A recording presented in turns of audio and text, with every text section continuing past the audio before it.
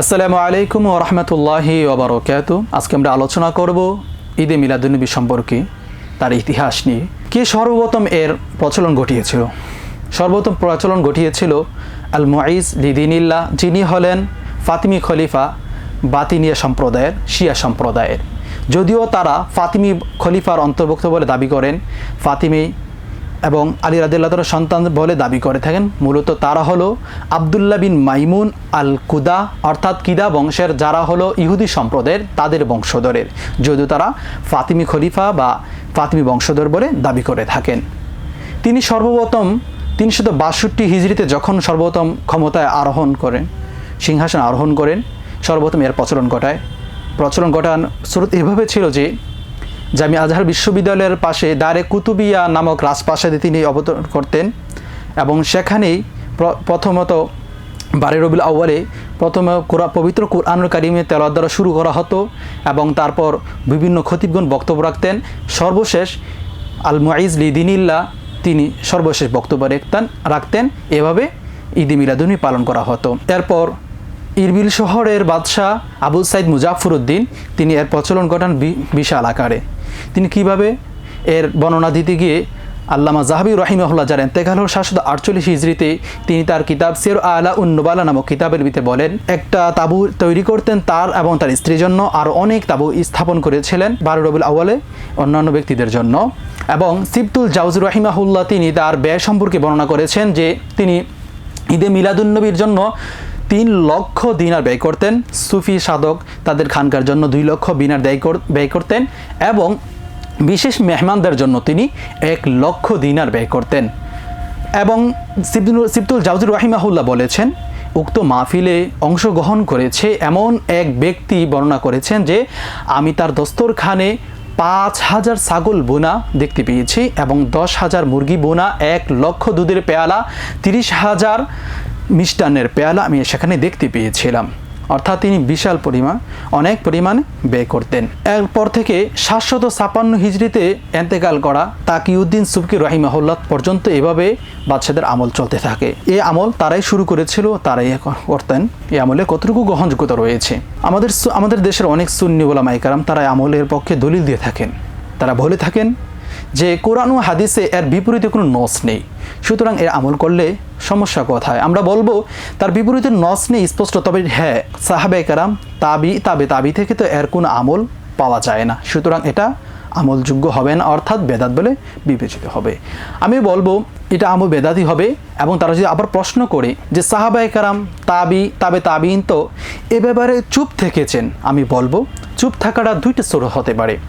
1 নম্বর চুপ থাকা হলো যে দায়ী, অর্থাৎ প্রয়োজন ছিল আমল করা, সুযোগ ছিল, তারপরও আমল করেনি, এর মানে বিষয়টি সত্যিকার অর্থে আমল করার নয়, অর্থাৎ আমল করলে সব বেদাত হবে আর ছেড়ে দেওয়া সুন্নত হবে। আরেকটি দায়িয়া ছিল না, অর্থাৎ কোনো সুযোগ ছিল না আমল করা, সেক্ষেত্রে আপনার এই প্রশ্ন গ্রহণযোগ্যতা পেতে পারে। কিন্তু মিলাদুন্নবী যে 12 রবিউল আউয়াল তো প্রতি বছরে এসেছে, তাদের জমানায় এসেছে, কিন্তু তাদের থেকে এমন কোন আমল প্রমাণিত নয়, এই জন্য এটা বেদাত বলে বিবেচিত হবে। এবং অনেকে বলে ব্যাখ্যা করে থাকেন যে এটা বেদাত ঠিক আছে, তবে বেদাতে হাসানা, অর্থাৎ সুন্দর বেদাত, তার 2 ভাগে বিভক্ত করে বেদাতকে বেদাতে হাসানা, বেদাতে সাইয়া, বন্ধ বেদাত, ভালো বেদাত। এক্ষেত্রে আমি বলবো নবী সাল্লাল্লাহু আলাইহি সাল্লাম থেকে যা বর্ণিত রয়েছে হাদিস, সব ধরনের বেদাতকে মন্দ বলে আখ্যায়িত করা হয়েছে। বর্ণিত রয়েছে হযরত জাবের রাদিয়াল্লাহু তাআলা থেকে সহিহ মুসলিম শরীফের হাদিস, তিনি বলেছেন, খয়রুল হাদিসি কিতাবুল্লাহ ওয়া খয়রুল হাদি হাদি মুহাম্মদ ওয়া শাররুল উমুরি মুহদাসাতুহা ওয়া কুল্লু বিদআতিন দালালা। উত্তম কালাম হলো আল্লাহ রাব্বুল আলামিনের কালাম, উত্তম হেদায়েত হলো রাসূল মুহাম্মদ সাল্লাল্লাহু আলাইহি সাল্লামের হেদায়েত, সবচেয়ে নিকৃষ্ট কাজ হলো দ্বীনের মাঝে বেদাত, আর সব ধরনের বেদাতই গুমরাহি। এমনি হযরত আয়েশা রাদিয়াল্লাহু তাআলা আনহা থেকে বর্ণিত রয়েছে, সহিহ মুসলিম, সহিহ বুখারী থেকে বর্ণিত রয়েছে, তিনি বলেছেন যে নবীজি সাল্লাল্লাহু আলাইহি ওয়াসাল্লাম বলেন, মান আহদাসা ফি আমরিনা হাদা মা লাইসা মিনহু ফাহুয়া রাদ্দুন, যারা আমার দ্বীনের ব্যাপারে এমন নতুন কোন উদ্ভাবন করে কাজ করে যা দ্বীনের অন্তর্ভুক্ত নয়, তাহলে তা পরিত্যাজ্য। এমনিভাবে সহিহ মুসলিম, সহিহ বুখারীতে হযরত আয়েশা রাদিয়াল্লাহু তাআলা আবার বর্ণিত রয়েছে, মান আমিলা আমালান লাইসা আলাইহি আমরুনা ফাহুয়া রাদ্দুন, যারা এমন কোন আমল করে যার ব্যাপারে আমাদের শরীয়ত নেই, সেটা পরিত্যাজ্য। তো সুতরাং এখানে স্পষ্ট বোঝা যাচ্ছে সব ধরনের আমল, যে সমস্ত আমল শরীয়ত থেকে প্রমাণিত না তা বেদাত বলে, আর প্রত্যেক বেদাতকে গুমরাহি বলে আখ্যায়িত করা হচ্ছে হাদিসে। এভাবে হযরত ইবনু উমর রাদিয়াল্লাহু তাআলা আনহু থেকে বর্ণিত রয়েছে, সহিহ সনদে আলবানী বলেছেন যে হাদিস হলো সহিহ, কুল্লু বিদআতিন দালালা ওয়া ইন রাআহুন নাসু হাসানা, যে সব ধরনের বেদাতই হলো গুমরাহি, যদিও মানুষ সেটাকে উত্তম মনে করে থাকে। আর বেদাত হলো গর্হিত কাজ, এ থেকে বেঁচে থাকা আবশ্যক।